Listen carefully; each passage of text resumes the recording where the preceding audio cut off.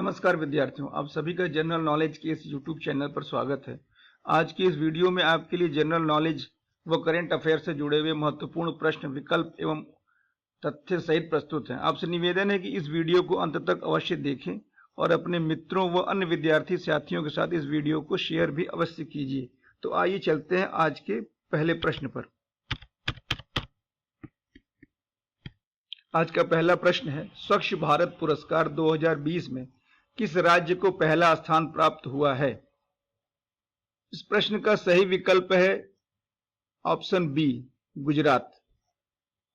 स्वच्छ भारत पुरस्कार 2020 में गुजरात को पहला स्थान प्राप्त हुआ है और उत्तर प्रदेश इस सूची में दूसरे स्थान पर रहा है। केंद्र सरकार ने स्वच्छ सुंदर सामुदायिक शौचालय अभियान और गंदगी मुक्त भारत सरकार द्वारा 3 मिशन शुरू किए गए थे। इसी आधार पर प्रदेशों की रेटिंग की गई है।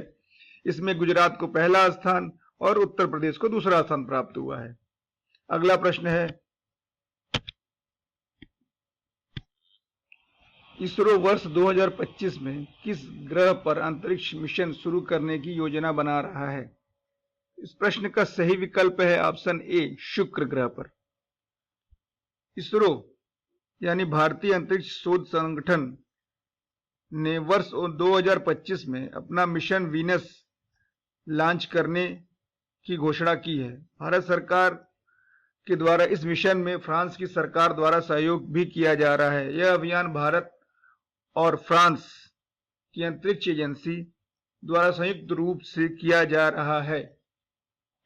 अगला प्रश्न है IACC ग्लोबल लीडरशिप अवार्ड के तहत किसे लाइफ टाइम अचीवमेंट अवार्ड से सम्मानित किया गया है? तो इस प्रश्न का सही विकल्प है ऑप्शन ए, रतन टाटा को।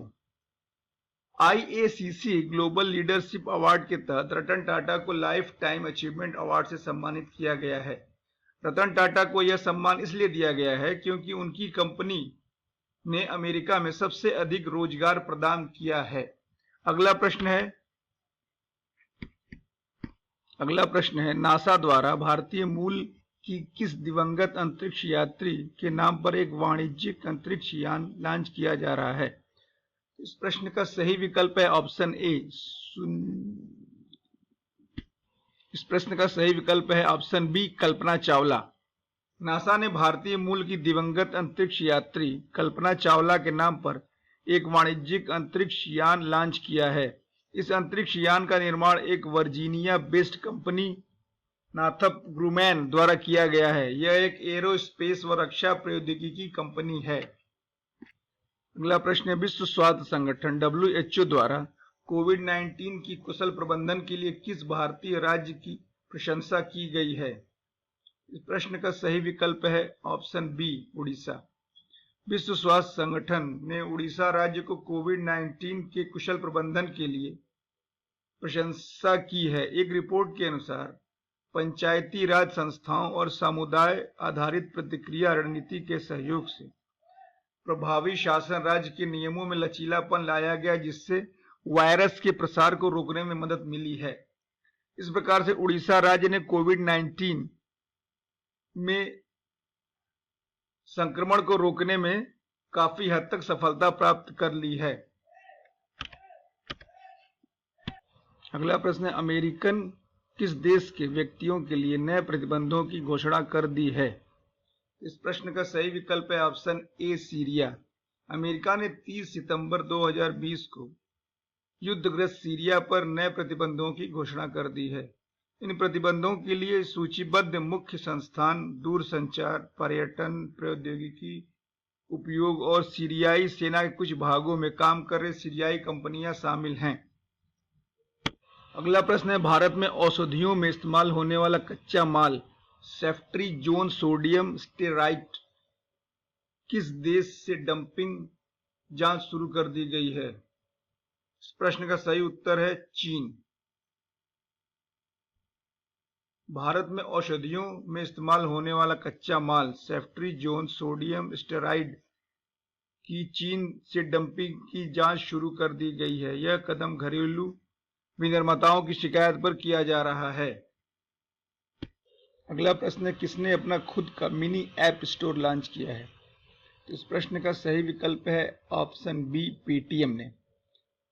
पेटीएम द्वारा खुद का अपना मिनी स्टोर लॉन्च किया गया है। मिनी स्टोर में नेटमीट, स्पेंसर, डोमिनोज जैसे बहुत सारे कंपनियों के ऐप शामिल हैं। अगला प्रश्न है, किस राज्य सरकार ने सब्सिडी वाला खाद्य अनाज प्रदान करने की घोषणा की है? तो इस प्रश्न का सही विकल्प है ऑप्शन बी, गुजरात। गुजरात की सरकार द्वारा सब्सिडी वाला खाद्य अनाज प्रदान करने की घोषणा की गई है।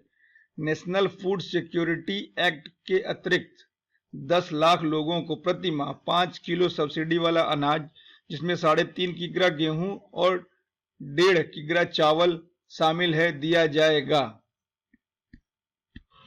अगला और आखिरी प्रश्न है, RAIS 2020 समिट का उद्घाटन किसके द्वारा किया गया?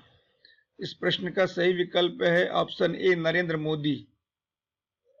हमारे देश के प्रधानमंत्री नरेंद्र मोदी जी द्वारा RAIS responsible AI for social implements 2020 summit का उद्घाटन प्रधानमंत्री द्वारा किया गया। इस समिट का आयोजन नए नए विचारों का आदान प्रदान करने के लिए किया गया था, जिसमें पूरे विश्व भर के विषयों के विशेषज्ञों को शामिल किया गया था। इन विषयों में कृषि, स्वास्थ्य, शिक्षा आदि विषय शामिल थे।